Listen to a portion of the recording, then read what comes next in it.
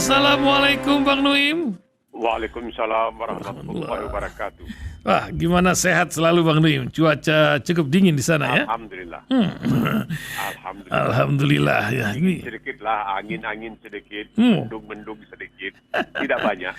iya. Ini bincang-bincang tentang sehat ini di Jakarta ini ada namanya rumah sehat. Rumah sakit itu diganti Bang Nuim di sini. Bang Nuim ada tulis panjang itu. Bagaimana kok bisa hospital menjadi rumah sakit di sini? Apa yang Bang Nuim lihat bertahun-tahun sejak kecil kita berubah ini? Silakan Bang Nuim awal bincang kita.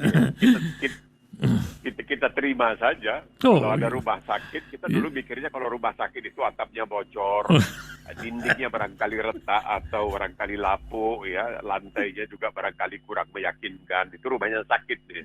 Tapi apa boleh buat, karena sudah terlanjur dipakai sebagai tempat menampung orang sakit. Barangkali tidak tepat dari segi tata bahasa.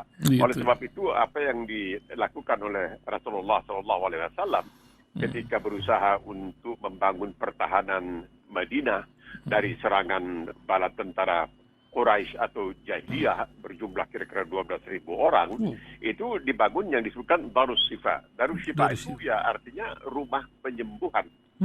Barangkali itu yang paling tepat, rumah penyembuhan. Karena memang kalau kita baca sejarah tentang khilafah ya, tapi ini tidak ada sangkut pautnya dengan soal khilafah di Indonesia. Ini khilafah di zaman lalu, misalnya dari mulai abad ke-9 lah sampai abad ke-15-16. Itu luar biasa. Rumah-rumah sakit yang dibangun itu misalnya di Mesir, ya, di ibu kota Mesir waktu itu bukan Kahirah ya. Di situ dibangun rumah sakit bisa menampung sampai ratusan orang untuk laki-laki dan perempuan. Bahkan ada bagian khusus untuk orang yang menderita gangguan jiwa, dan dokternya juga macam-macam. Kita tidak bisa melupakan bahwa walaupun selalu dikatakan bahwa asal-usul kedokteran itu adalah dari Yunani, ya, makanya ada sumpahnya itu, setiap dokter yang harus sumpah dengan nama orang Yunani itu. Tetapi sebenarnya sumbangan Islam terhadap kesehatan sangat luar biasa, karena kesehatan itu dianggap dalam Islam itu sangat penting, ya, karena orang yang sehat itu bukan hanya mampu beribadah secara tuntas, tetapi juga mampu memberikan kontribusi sumbangannya kepada ekonomi. Jadi dibantu waktu mempersiapkan diri menghadapi serangan 12.000 orang dari orang-orang Quraisy serta sekutu-sekutunya, Rasulullah mendirikan sebuah kemah khusus dengan jendela-jendela yang dibuat, dan itu disebut Darus Syifa. Jadi rumah penyembuhan itu dari Islam. Dan sejak itu di dalam khilafah Islamiyah itu biasanya orang-orang yang berobat itu tidak pernah bayar, baik untuk jasa perobatan dan pelayanan kesehatannya maupun untuk obat-obatannya, itu tidak pernah dipungut bayaran. Itu merupakan bagian dari tugas pemerintah, makanya atau penguasa. Makanya banyak yang mengatakan sebenarnya khilafah itu tidak begitu disukai sekarang ini, terutama karena sangat memberati penguasa. Karena dalam suatu khilafah itu misalnya ada kejadian yang diceritakan oleh Maulana Wahiduddin Khan, ya. Di zaman itu katanya ada seorang sultan yang mengaku di bulan Ramadan bahwa dia dengan sengaja meninggalkan puasa. Lalu dia minta kepada majelis ulama dalam khilafah tersebut apa yang harus dia lakukan untuk menebus dosanya itu. Ketua majelis ulama itu mengatakan kamu harus puasa 60 hari terus-menerus. Dia kaget, tapi ya apa boleh buat, dia laksanakan. Ketika mereka keluar, salah seorang anggota majelis ulama bertanya kepada pimpinannya, kenapa katanya mesti puasa 60 hari? Bukankah hanya kasih makan 60 orang? Iya, tapi dia kan sultan, dia bisa kasih makan 6.000 orang. Jangankan 60 orang, 6.000 orang. Nggak ada artinya. Kalau disuruh dia puasa, itu baru merupakan penebusan dosa yang sebenarnya. Kemudian seperti juga dikatakan oleh Mustafa Akyol yang sudah pernah kita bahas. Mustafa Akyol ini penulis dari Turki, dia menulis tentang Turki ketika menjadi khilafah Utsmaniyah selama 700 tahun. Itu ada seorang sultannya yang mengatakan, saya mau ini semua rakyat saya jadi muslim. Lalu dikatakan oleh ulamanya, tidak bisa sultan. Kenapa? Tidak ada paksaan dalam Islam. Kemudian ada namanya Sadaqat Qadri. Dia seorang lulusan Universitas Harvard di Amerika Serikat. Ayahnya orang Muslim, ibunya orang Finlandia. Dan dia menulis buku tentang sejarah syariah. Dia mengatakan syariah itu tidak disukai oleh penguasa karena terlalu memberati penguasa. Mau menaikkan pajak, ditentang oleh alim ulama. Kenapa? Tidak boleh memberati rakyat.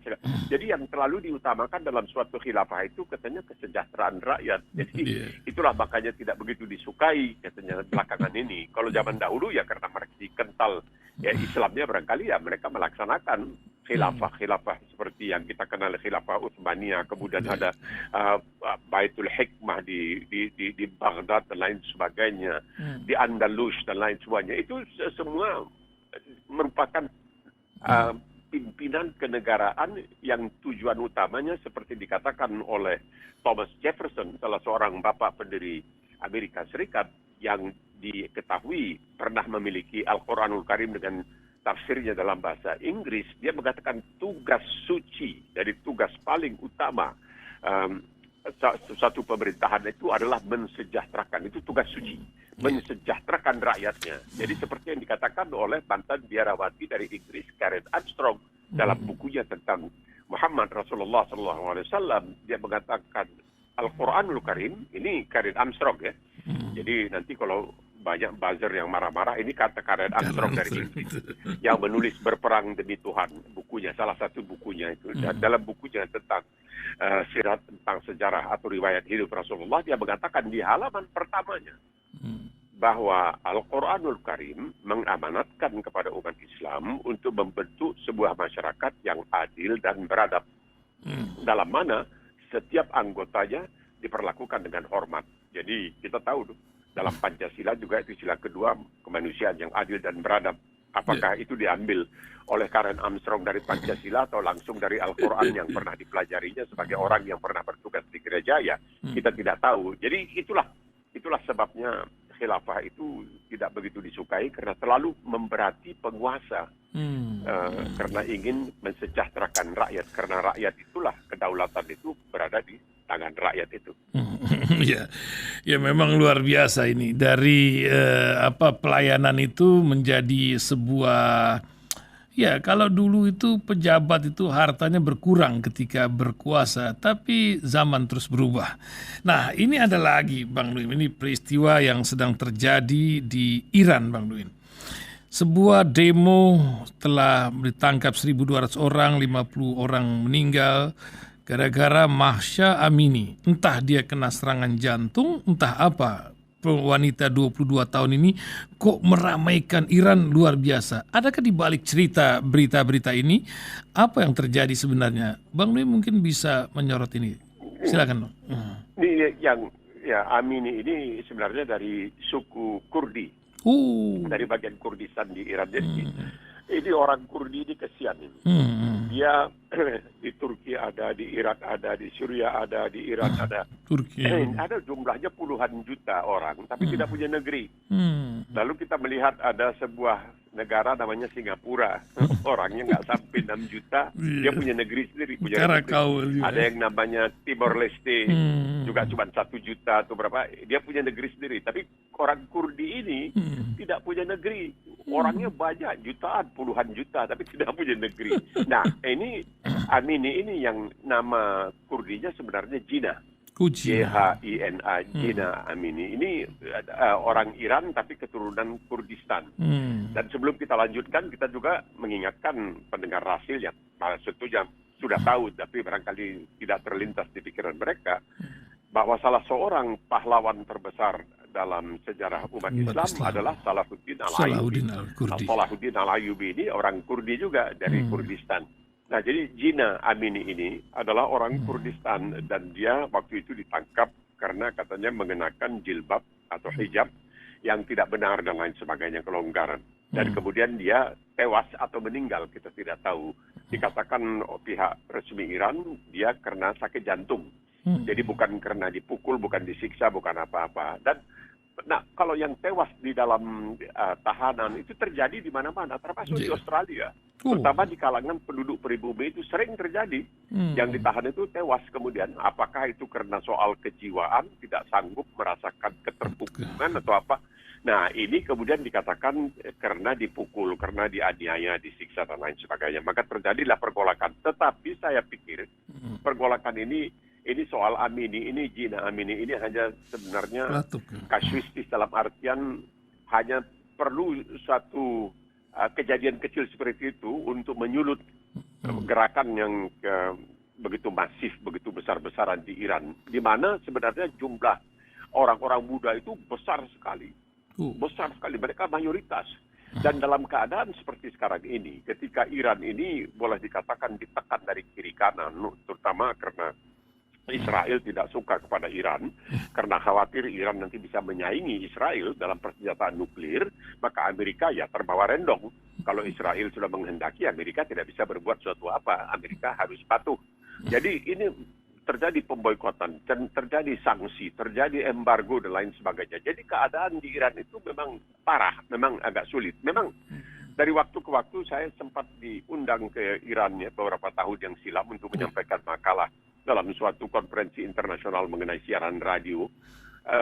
Saya melihat dan bertanya kepada orang-orang di Iran, ya mereka seakan-akan lillahi ta'ala begitu. Tapi belakangan ini anak-anak muda ini, karena sudah makin banyak melihat bagaimana kehidupan barangkali di negara-negara lain dengan kebebasan dan lain sebagainya, mereka juga ingin barangkali kebebasan, kemakmuran.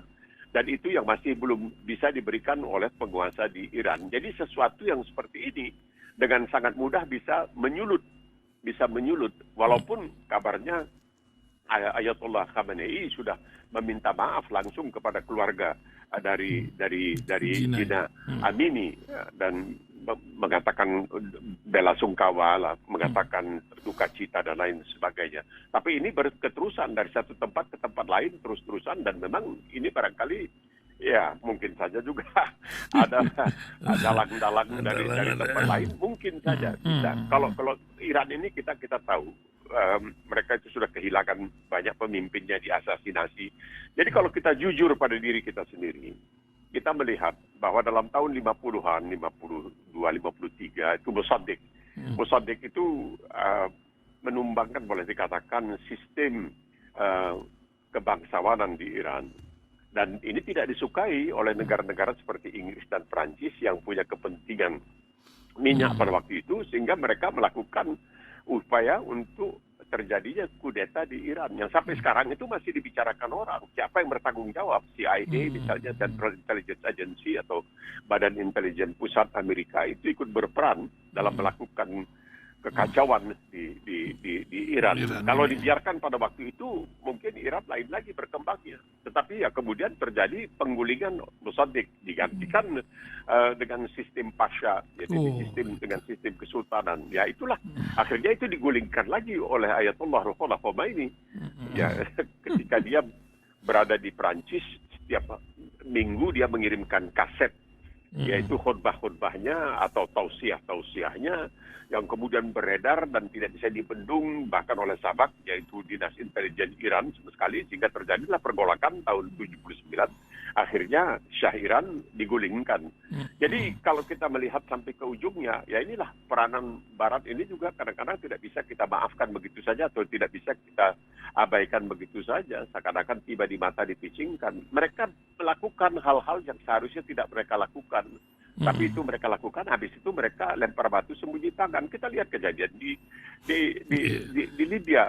Memang Muammar Gaddafi barangkali bukan manusia yang paling baik di dunia ini, tapi adakah manusia yang paling baik, adakah pemimpin yang paling baik di dunia sekarang ini? Kita juga barangkali mengatakan belum tentu ada. Tapi kenapa mesti digulingkan? Lihat apa yang terjadi sekarang di Libya. Lihat apa yang terjadi di Syria. Ini perbuatan mereka ini yang sekarang ini ketika misalnya Ratu Elizabeth II mangkat, itu orang mengatakan kenapa terlalu dielu-elukan? Bukankah dia merupakan kepala, ya walaupun tidak secara eksekutif ya, tidak secara pelaksana, tapi secara tituler, kepala dari suatu kekuasaan yang pernah melakukan begitu banyak kejahatan terhadap umat manusia. Tapi orang melupakan. Orang melupakan semua itu. Mungkin kalau seorang Muslim bikin sesuatu itu mungkin diingat sepanjang zaman, tapi sekarang ini selalu saja di zaman Rasul itu pernah begini begitu, itu orang masih ingat. Padahal di depan mata kita, kau lihat 350 tahun itu Belanda nggak ada urusan menjajah di Indonesia, tapi karena dia bukan Muslim, maka seakan-akan ya dimaafkan aja dan dilupakan. Nah ini kelemahan dari segi bangsa kita dan hampir seluruh umat manusia juga begitu. Ini terjadilah di Iran seperti apa yang kita lihat sekarang ini. Ya, luar biasa. Ini memang balik lagi ke masalah Kurdi tadi. Ini menjadi pelatuk atau macam duri dalam daging buat Turki yang uring-uringan, ya, juga Irak juga. Ini dia punya agamanya, apakah Sunni kah atau dari aliran atau macam mana Bang Nuim ini, dan bagaimana kenapa dia bisa jadi begini nih, dari saudara-saudara dari Kurdi ini? Itulah dia yang mengherankan, seperti saya katakan. Mereka tuh umumnya Muslim, seperti dikatakan tadi. Salahuddin Al-Ayyubi itu, kalau kita sebut, bukan orang Arab, bukan. Dia bukan orang Arab. Dia adalah orang Kurdi dari Kurdistan. Mereka, di antara mereka memang ada yang Syiah, tapi kebanyakan juga adalah Ahlus Sunnah wal Jamaah. Kenapa itu bisa terjadi? Ini sesuatu yang hampir tidak masuk akal. Perserikatan bangsa-bangsa itu pernah juga memikirkan ini bagaimana mau dikasih negara, tapi yang paling keras memang Turki. Di Turki itu tidak boleh pakai bahasa Kurdi, tidak boleh diajarkan budaya Kurdi. Bahkan waktu itu ada seorang pemimpin Kurdi dari partai pekerja itu, Ocalan, itu dikejar oleh Turki sampai sekarang. Kalau tidak salah dia diekstradisi dari Kenya, sampai sekarang kabarnya dia masih menjalani hukuman di penjara. Jadi mereka itu ada semacam ketidaksukaan terhadap orang-orang Kurdi ini. Saya ingat dulu kalau di waktu saya menjadi TKI gelap di Arab Saudi itu, orang-orang Arab selalu mengatakan kamu Kurdi, tapi Kurdi itu kan antara kaf dengan kaf. Jadi kalau Kurdi itu artinya monyet kan. Kamu Kurdi, jadi seakan-akan mengatakan kamu itu ya seakan-akan begitu ya. Mungkin hanya dengan berseluruh. Kamu itu Kurdi, tapi Kurdi dibikin agak keras sedikit supaya sebenarnya dalam arti bahasa Arabnya itu artinya monyet begitu, kurut ya. Jadi itulah malangnya. Saya katakan kenapa misalnya ada negeri seperti Singapura dan negeri seperti Karakau tuh yang kemarin bola itu. Kok bisa ada negerinya, orangnya cuma secuil begitu. Ini orangnya puluhan juta tapi tidak punya negeri. Itu kesiannya di situ. Ya, barangkali ketidakadilan itu kita mesti pikirkan juga ya, bahwa orang Kurdi ini hidup dalam ketidakadilan, dia punya tanah tapi tidak punya negeri. Maka gitulah kira-kira. Nah, Bang Nuim, zaman berubah, cara orang menyampaikan berita macam-macam. Hari ini dunia dipusingkan dengan berita kudeta militer Cina, Xi Jinping. Tahanan rumah lah, inilah, berbalik pula di Amerika. Apa yang sebenarnya terjadi nih Bang Nuim? Apakah ini sebuah permainan psikowar atau apa Bang Nuim? Ini begitu juga perang di Ukraina. Ini menang, ini kalah. Bagaimana Bang Nuim? Ini kan zaman medsos. Itu pemilihan presiden di Filipina itu dimenangkan bukan oleh media, tapi oleh medsos.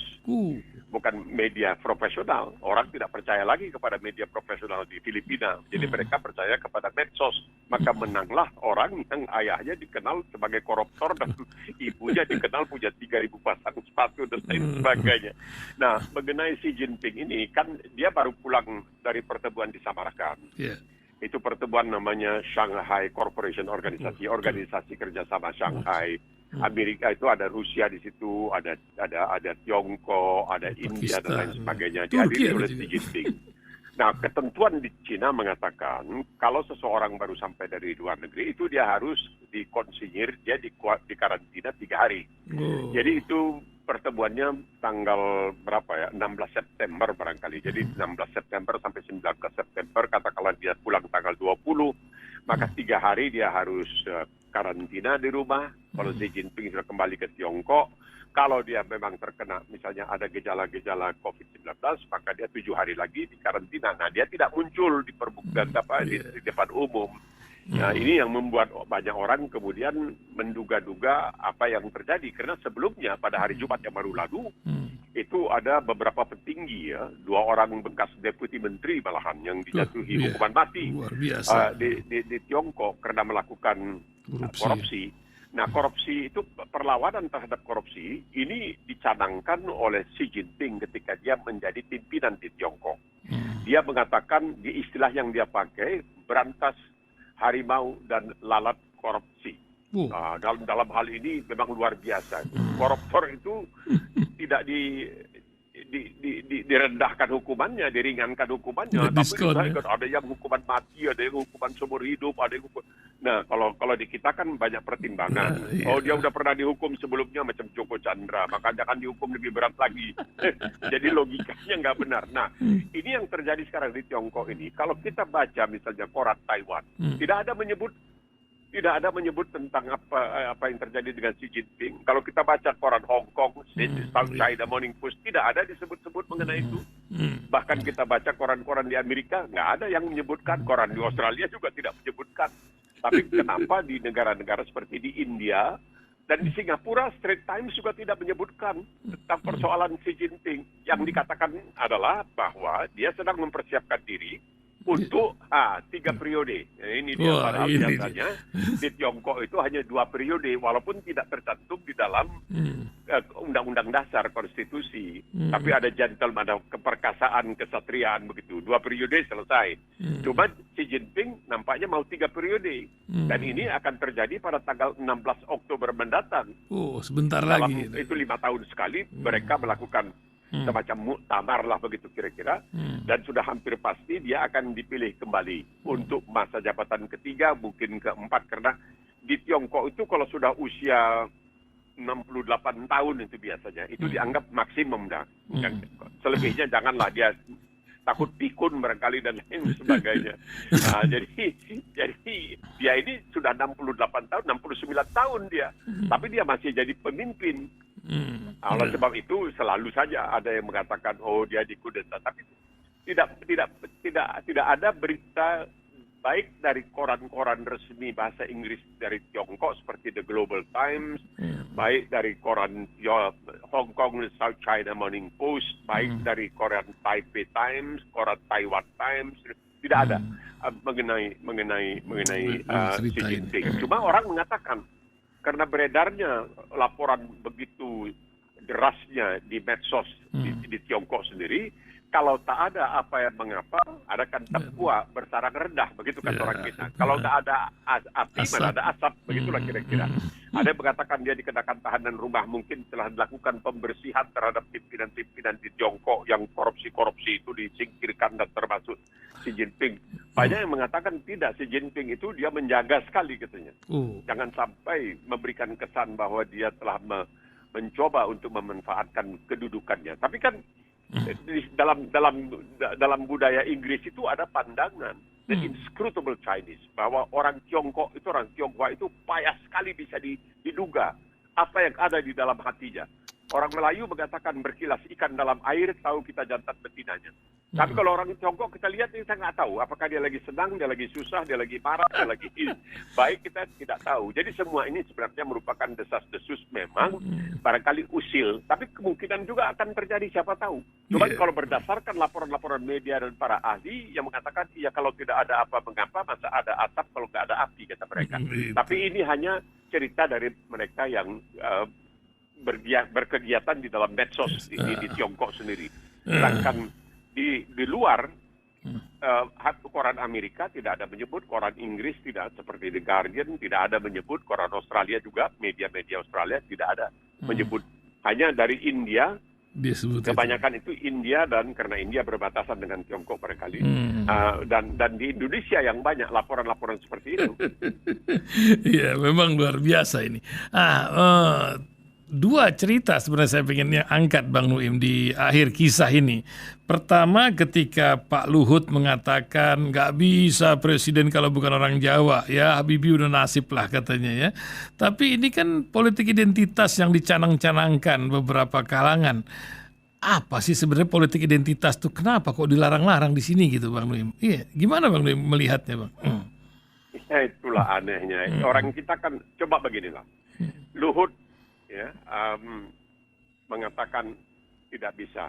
Tapi kita mengatakan NKRI harga mati, Ya. Bhinneka Tunggal Ika. Jadi kita ini manusia apa sih? Kalau dipikir realitasnya, udahlah nggak usah lah, harga mati, enggak lah. Nggak usah itu nggak perlu. Kita terlalu kadang-kadang berlebih-lebihan. Nah ini seorang Lord, dia dikatakan Lord Luhut. Dia saking hebatnya itu. Tapi belakangan ini sudah nggak begitu kedengaran. Sekarang ini dia boleh dikatakan agak tertutup sedikit oleh apa yang telah dikatakan oleh Muhammad Mahfud Muhyiddin. Yaitu banyak orang nggak tahu tuh Mahfud MD itu apa. Itu bukan Muhammad Mahfud Muhyiddin. Nah dia mengatakan ajaib kan, karena adanya seorang hakim agung yang sekarang menjadi tersangka.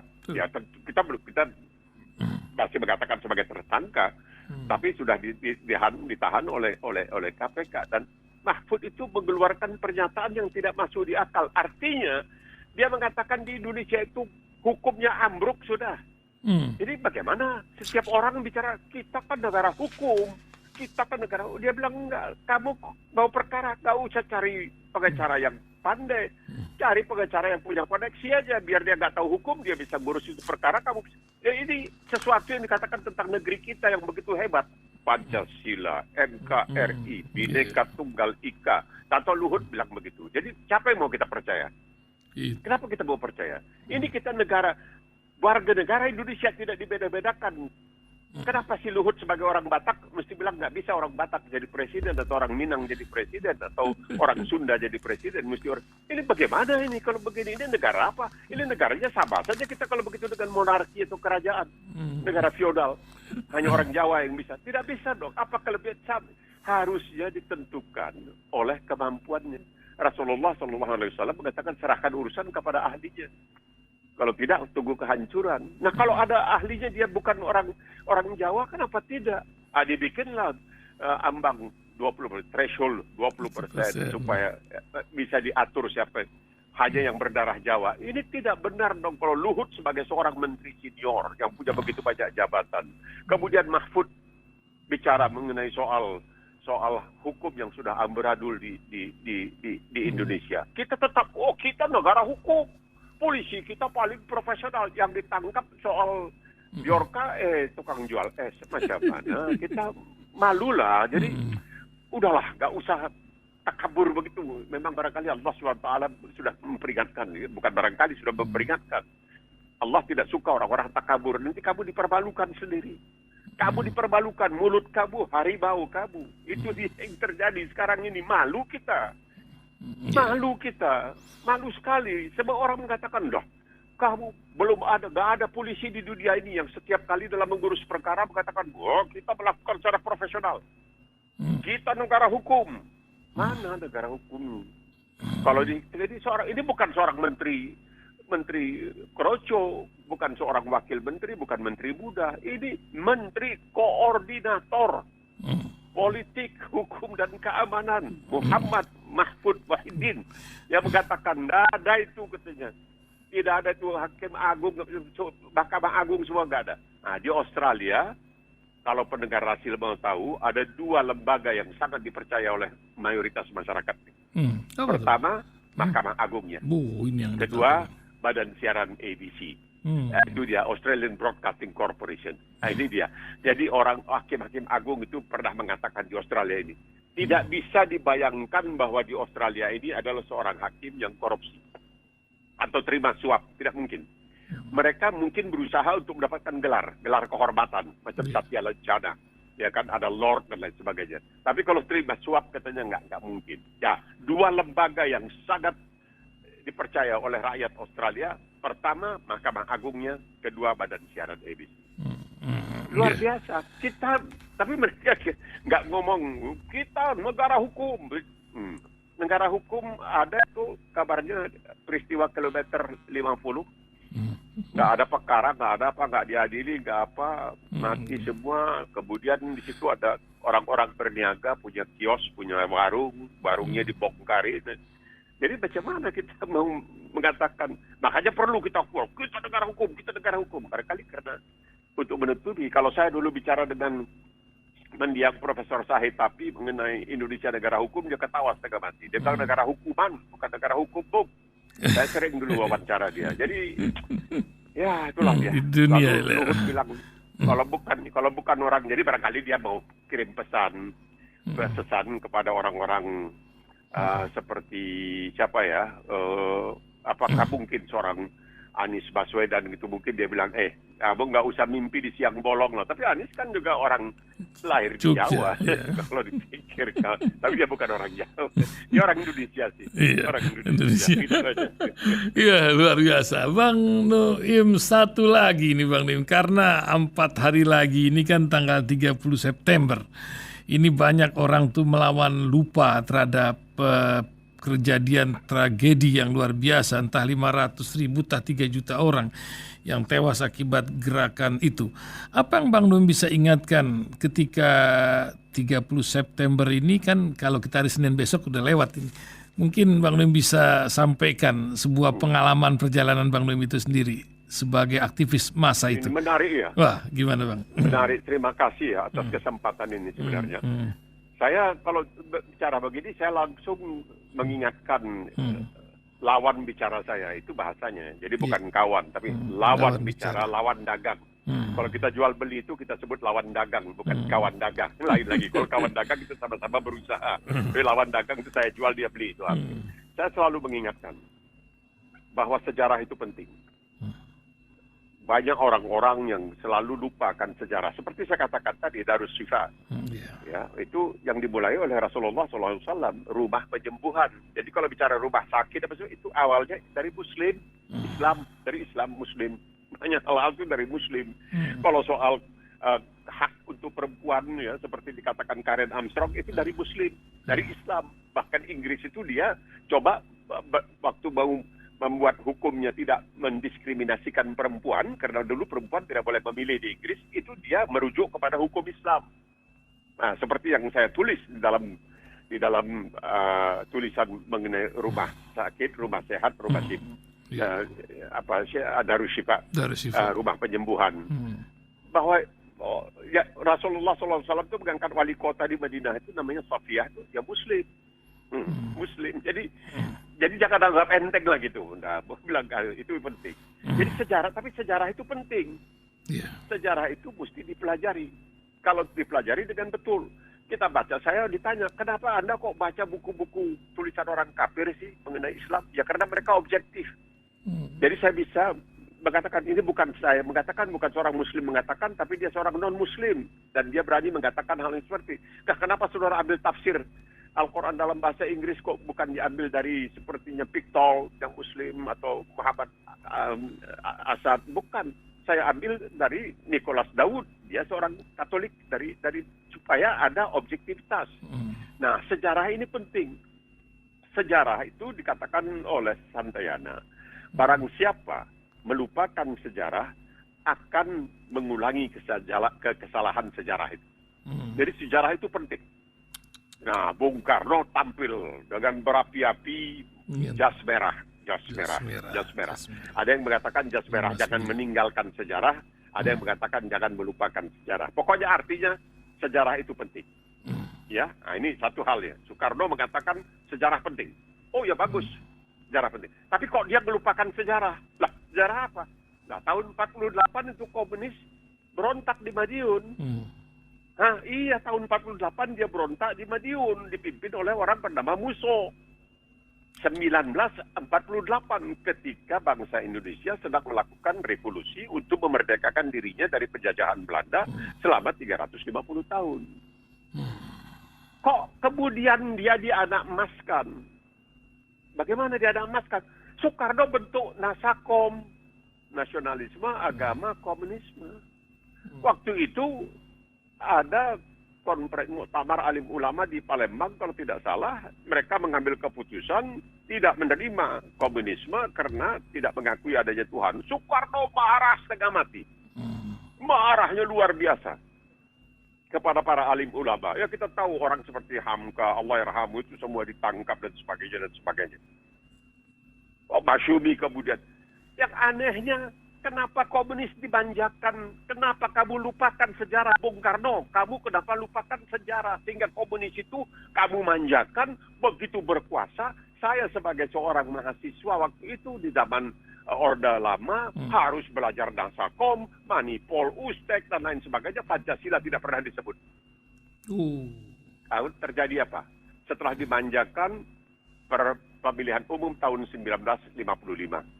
Waktu itu di luar dugaan PKI nomor 4. Dunia Barat gempar.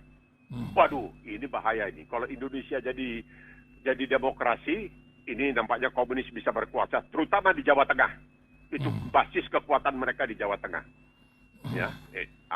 Kemudian dengan dimanja, timbullah setan desa istilahnya. Ini PKI, maaf ya, ini agak bertele sedikit Bung Ican. PKI itu berkuasa. Dia melakukan di Sumatera Timur, Sumatera Utara terjadi pembunuhan terhadap tentara oleh barisan tadi Indonesia organisasi PKI. Kemudian kalau tidak salah saya Zhou Enlai datang ke Indonesia karena membicarakan persoalan bagaimana mempersenjatai angkatan keempat. Berapa? 100.000 senjata mau dikasih oleh Tiongkok untuk mempersenjatai orang-orang PKI, Barisan Tani, Sopsi, dan lain sebagainya. Akhirnya puncaknya, untuk menyingkatkan ini kita bisa bertele-tele, puncaknya terjadilah peristiwa. Sebenarnya bukan 30 September. Karena penculikan dan pembunuhan terhadap para jenderal itu terjadi pada tanggal 1 Oktober. Karena sudah lewat jam 12 malam. 30 September lewat 12 malam. Bergeraknya. Ada yang mengatakan, wah katanya kan itu sudah diatur semua. Saya katakan, kalau itu sudah diatur, kenapa di rumah-rumah orang seperti Nasution, kenapa penjagaan tidak ditingkatkan? Di rumah seperti Jenderal Yan, kenapa tidak ditingkatkan? Seperti Suparman yang pernah menjadi atasi militer di KBRI London. Kenapa tidak ditingkatkan penjagaan di rumah mereka? Kalau memang itu adalah merupakan sesuatu yang diatur atau sebagai apa istilahnya perangkap Batman oleh TNI pada waktu itu. Tidak, yang bergerak itu adalah orang komunis. Komunis yang diberi hati, yang dimanjakan oleh orang yang bernama Soekarno. Itu adalah kenyataan. Jangan lupakan sejarah. Dia yang mengatakan, Soekarno mengatakan, jangan lupakan, jangan tinggalkan sejarah. Nah, itulah dia peristiwa yang disebutkan sekarang ini G30S yang hampir meluluh lantakkan, hampir menghancur leburkan NKRI. Itu sejarah. Mau diapakan? Itu sejarah. Saya sebagai saksi hidup sejarah, saya hidup di zaman itu. Saya tahu dan saya tersiksa sebagai orang yang pernah menjadi sekretaris Himpunan Mahasiswa Islam di Sumatera Utara, harus melapor tiap minggu ke DPKN, Dinas Pengawas Keamanan Negara. Karena apa? Tuntutan dari pemuda rakyat yang laknatullah, yang komunis, yang tidak bertuhan. Kita tahu, semua tahu, kita tahu. Saya pernah bicara dengan Prabu Dianantatur dan sebagainya itu, dan kita diejek karena kita Muslim dan lain sebagainya. Itu kesalahan terbesar Soekarno yang memanjakan komunis. Mau bilang apapun, itu kesalahan terbesar. Tidak bisa dipungkiri, itu adalah kenyataan sejarah. Ya, itulah perjalanan dari bangsa ini. Mudah-mudahan tidak terulang lagi. Begitu kan harapan kita, Bang Nuim? Amin, insya Allah. Jangan, karena kalau berulang lagi ya sudah, kita gagal dalam jas merah ini. Jas merah, ya. Insya Allah. Terima kasih Bang Nuim, pagi hari ini telah memberikan ruh kepada para pendengar Radio Silaturahim berupa sebuah wawasan yang luar biasa. Semoga kesehatan dan kemanfaatan hidup Bang Nuim selalu banyak untuk umat. Amin. Ya Rabbal Alamin. Assalamualaikum warahmatullahi wabarakatuh. Waalaikumsalam warahmatullahi wabarakatuh.